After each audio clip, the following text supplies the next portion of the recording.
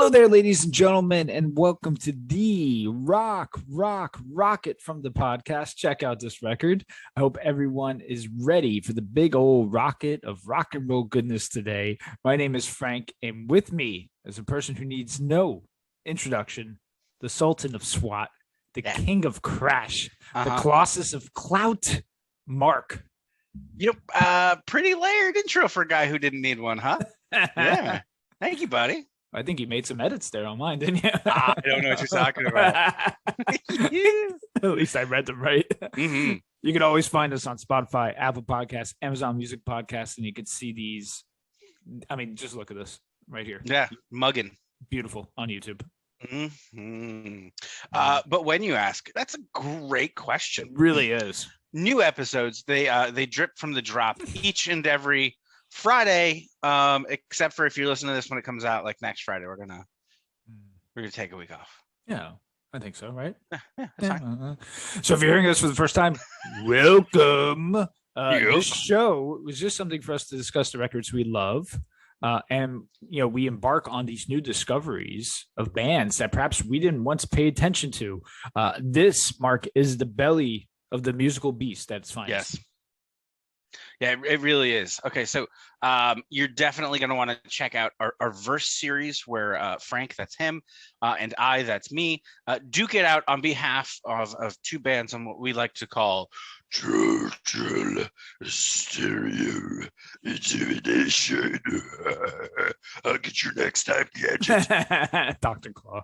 Yeah. Love it. Working on that one. I love it.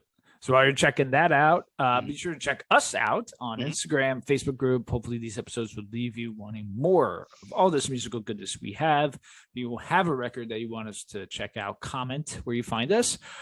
So Mark, I gave you a one-way ticket on the Rocket to the Crypt, which is kind of a follow-up, not really, to our Drive Like Jehu episode in the archives. Mark, were you thinking that these bands actually might sound more alike than they actually did? Frank, I wasn't. I remember you telling me that the two bands sounded like totally different. And you were dead on with that factoid, my friend. These are two very different sounding bands. If you like Drive Like Jehu, there's not necessarily given that you're going to like this. Two very different styles, two very different bands. Just one cool singer-songwriter. Yeah. And thank you for paying attention when I was saying that last time. Yeah, you're welcome.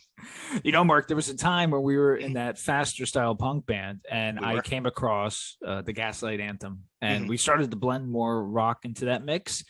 In an alternate reality, though, if we discovered Rocket from the Crypt first, maybe we would have had a horn section as well and chased that particular sound because to me it's pretty awesome.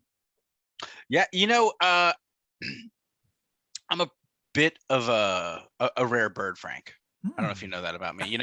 I've always had the opinion that a horn section would make everything better. However, it can be hard enough to find 2 to 6 dudes that know what they're doing with the horn and have the free time to be in a band full time. Right, guitar players, drummers, you and me, we're a dime a dozen, man. But a good horn section is truly hard to find. It's pretty cool to see that Rocket from the Crypt that doesn't fall into those cliche plot holes with their horn sections that a lot of ska bands do. It's really cool. Right, exactly. So let's talk about the history, right? So singer-songwriter John Rees forms both Rocket from the Crypt and Drive Like Jehu at the same time in 1990. The vision for Rocket from the Crypt was a punk-inspired rock and roll band. The band took its name from the 70s underground punk band who I've never heard of, Rocket from the Tombs. All right, so maybe a band to check out. Okay. In 91, they released their first record, Paint as a Fragrance, and then Rees began to use the pseudonym Speedo. The rest of the band also adopted monikers, which I will get to shortly. Their second album, Circa Now, was released in 92. And at this time, Rees announced that the fans who would get Rocket from the Crypt tattoos would be allowed into the band's shows free for life. Nice. And this led, as you could imagine, to an explosion internationally of Rocket from the Crypt tats, which is pretty cool. Interscope now took interest in both Rocket from the Crypt and Drive Like Jehu. And Mm. Rocket, very smart and intelligently, negotiated the ability for the freedom to record vinyl releases for other labels. Pretty smart. The band's third album, Hot Charity, came out in 95. And in the same year, we get the album that we're going to be talking about now, which is Scream Dracula Scream, released on Interscope. And the band was very smart in taking full advantage of the large recording budget. Big thumbs up to them. So the lineup, let's talk about it, is Speedo, which is Ray's, on vocals and guitar. ND, which is Andy Stamets, on guitar also. PDX, Pete Reichart, on bass. Apollo 9, Mark Paul O'Burney, on sax. Yep. JC 2000, Jason Crane, on trumpet. And Atom, ATOM, which is Adam Willard, on drums, who you might know that name from Now Against Me. So, Mark, are you ready to get this rock and roll punk party started? Let's do this. FDD M69. I think I left a D out. FDDD M69. Let's go. Eat More of Me. Let's do it. So the first track, Middle. 1 second over 1 minute as far as the time goes. The song displays the punk side of the band with catchy chants and ripping guitars. Now, listen, I'm not stuck in the middle of this song as an intro. Mark, what about you? Absolutely not. I love this intro. We get the full gang here on woe parts, and they set the album up with this this thing for sure called energy, and they just really bring it. Really, just because, like Frank said it right, it's a minute and a second long. We're just basically. It's like a roller coaster. This is that ramp leading up to the first big drop, and all you can do is look at it and go, oh shit, man, this is going to be cool. Yeah, absolutely. Track 2 is Born in 69. It's the first single from the album. It received MTV and MTV Europe play. What's cool about this track is we kind of get third wave ska sounding horns, but it's not a ska track at all. Has lots of energy. It gets you moving. So, Mark, I think it's safe to say while others were listening to Summer of 69, you and I will be jamming to Born in 69. Oh, hells to the yeah, brother.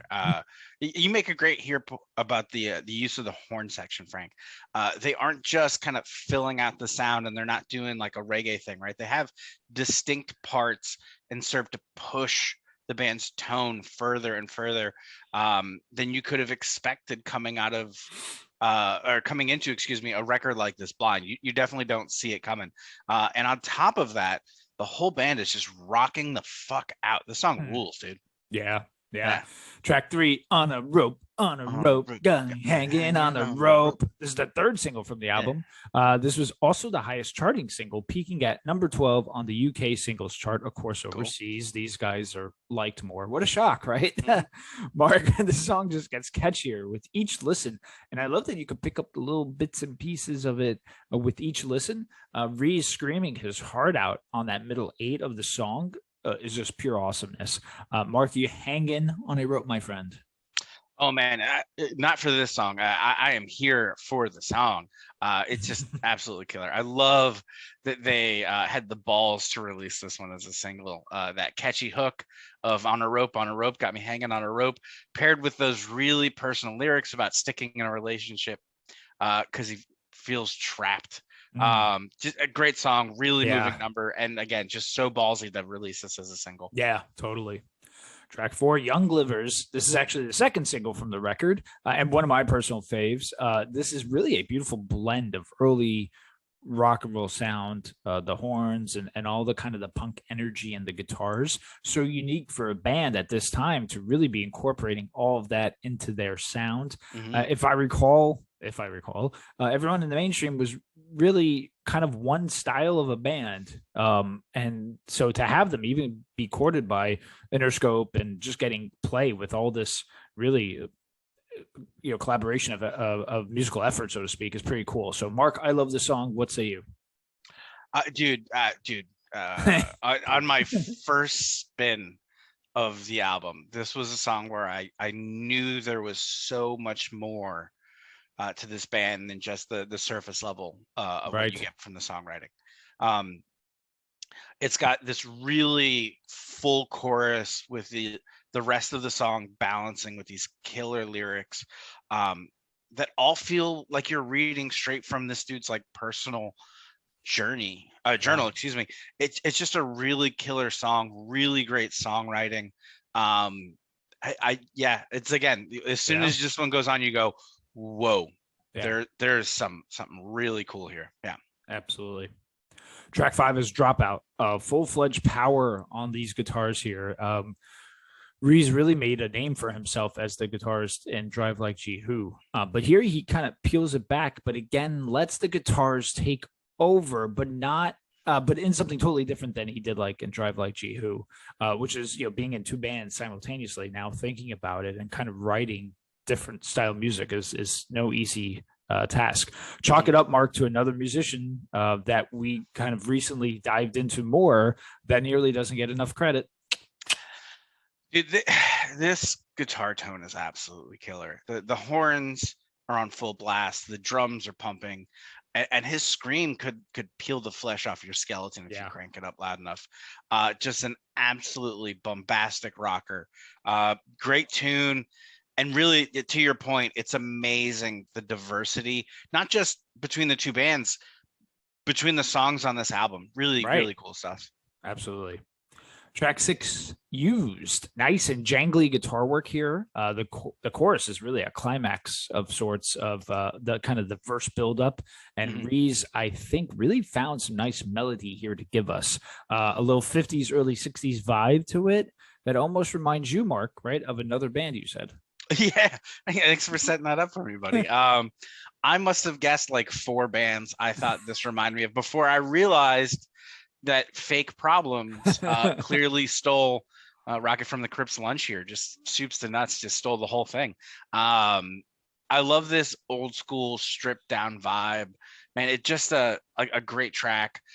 I'm more upset with myself for just finding out that Fake Problems kind of stole this than I am at them for having done it. Because I mean, like, they did this one song for 3 albums, and I listened to all of those way before I listened to this, and I'm disappointed in myself.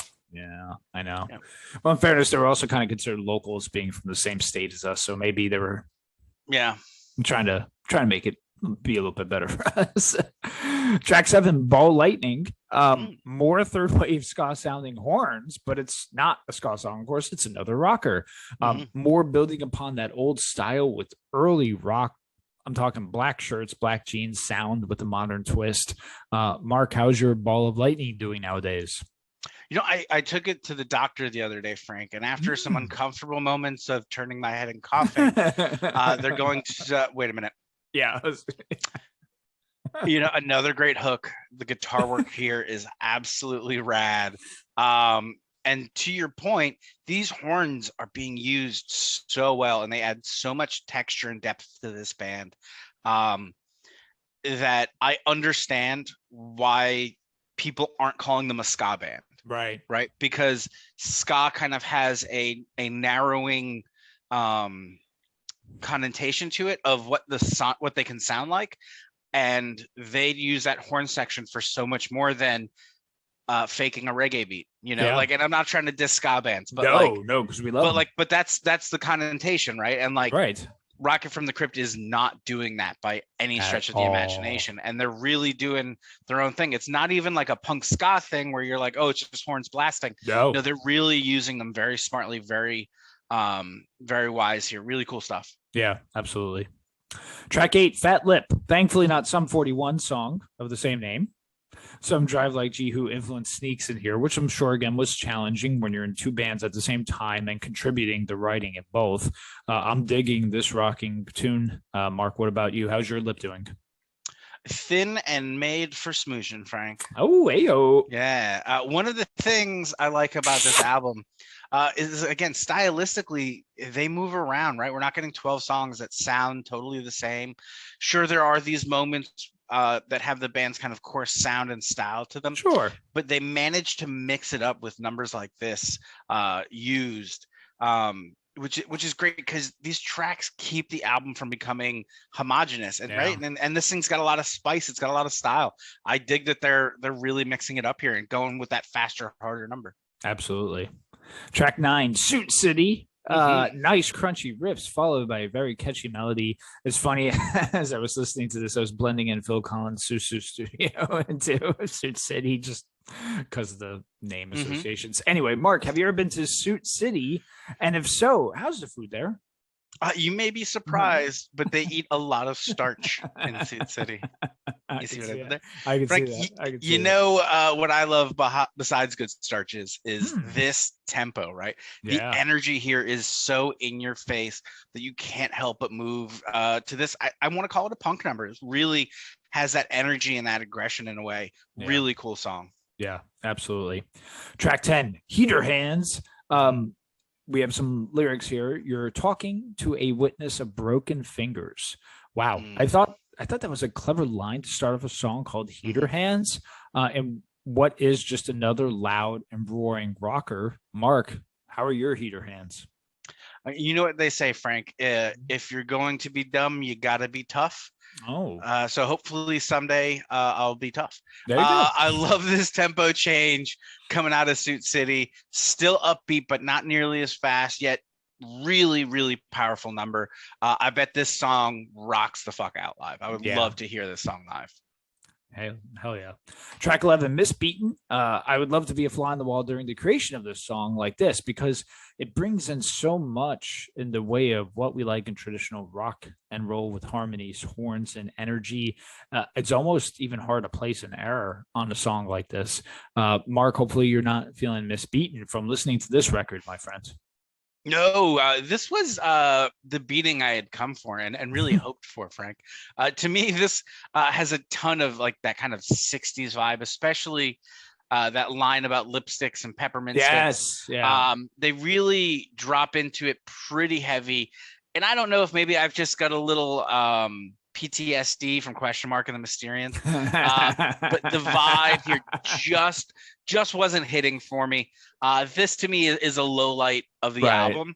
Right. I might be a step too far outside of the box at this point, just from that PTSD, because this did remind me so much of that kind of I don't want to say nonsensical, but like erratic 60s kind of pop thing with a little heavier rock and roll on it. So it was a tough number for me. There you go. Well, track 12 though is Come See, Come Saw. You get a nice bass intro really to wet our whistles, and then Reese and company take it from there.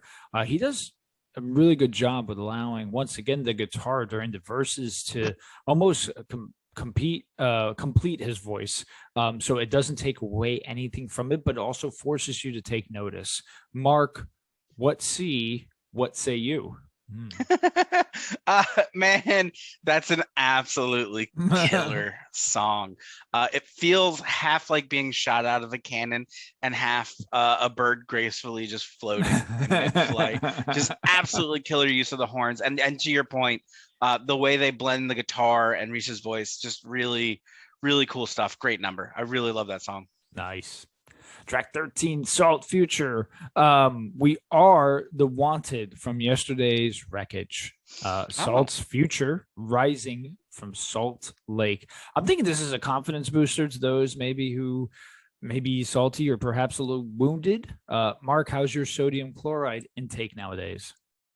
I'm trying to keep it in check, so not retaining too much water. I do tend to retain quite a bit of water. I thought the song was about homemade race cars driving down the salt flats. Oh, could be that too. I got kind of that hot rod vibe to it. I mean, it was just a cool track. I mean, it definitely had some motivational feels to it. I see where you got that. But I love a good like kind of obvious metaphor of just kind of like that racing and that salt flat.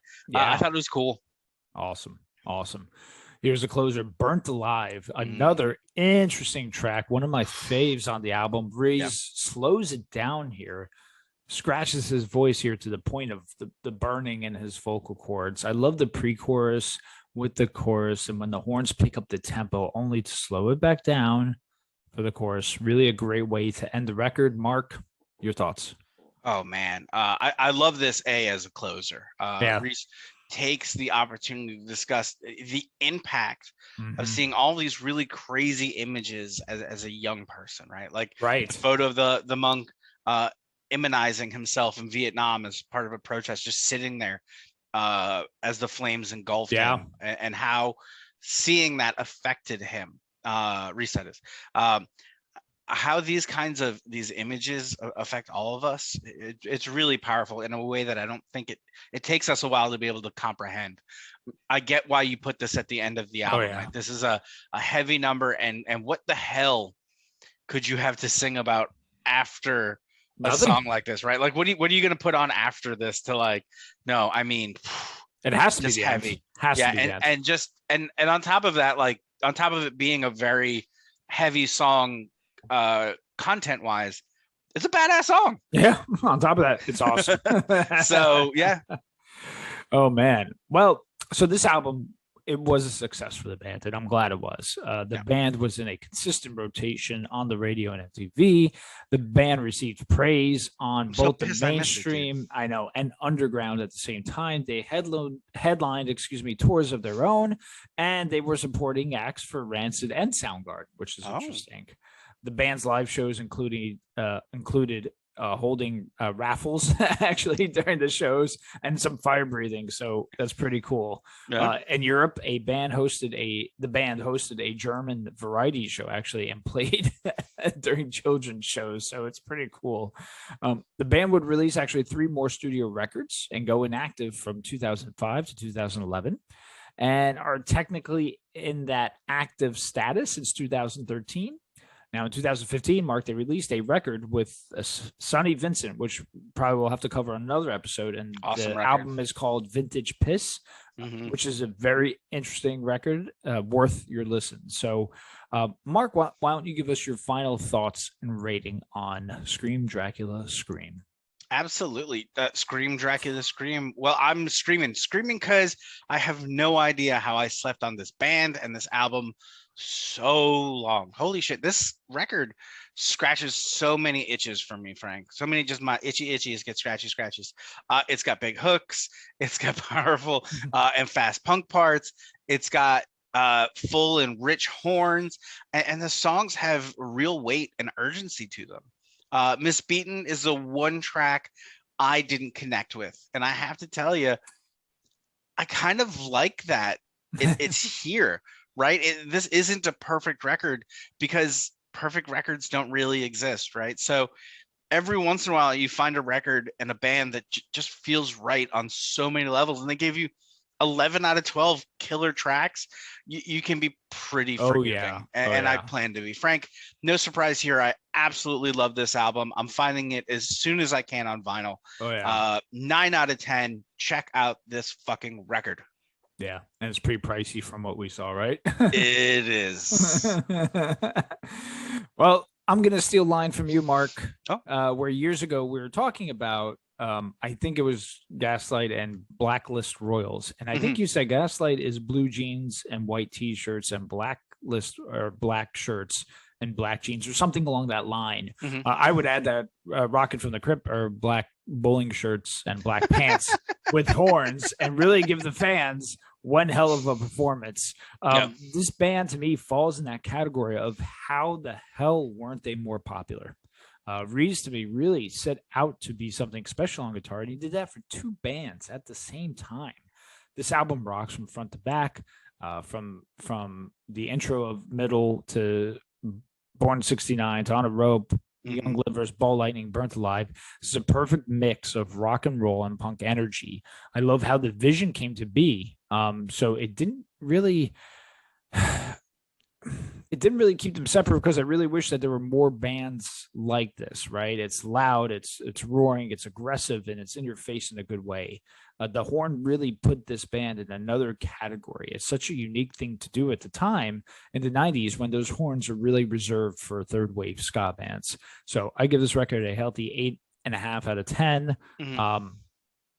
Just great stuff. So Mark, what do you got? What's on tap? I got to tell you, I really like the way you sum that up. And how on earth do I follow up an album like that. And the only thing I can think of, Frank, is that it's finally time to cover this Zeppelin year's again. Hot Water music album. We're gonna do Feel the Void. Finally get a chance to crack into it. I feel like we've been building up to something big. We both, spoiler alerts, Frank and I both really dig this record. Yeah. I'm really looking forward to just kind of cracking it open and really pulling through those layers of the record like this with love it. That is awesome. I'm so happy we both have it on vinyl. Yours is it orange or green? I forget. Tangerine. Okay. Tangerine. Mine's like a sky blue, but nevertheless, pure awesomeness. And come back in 2 weeks, folks. We'll show you what they look like. Absolutely. So, hey, thank you all for listening and spending time with us. Remember, like, subscribe, rate, review. Be safe out there. Absolutely. We hope you had as much fun rocketing from the crypt as we did. And as we always like to say, don't forget to call your mom. Drink some water and, say it with me. Oh, my. Oh, hell yes, Frank. Oh, bye-bye. I just don't know what I'm going to do without you guys for a week. Oh golly, it's gonna be so tough, Frank. I don't know how I'm gonna deal without you in my life. That's my mom, right? Is that? I don't know. I have to call her, actually, by the way, now that you mentioned it. Oh yeah, you should call your mom, dude. And hey, make sure you drink some water. I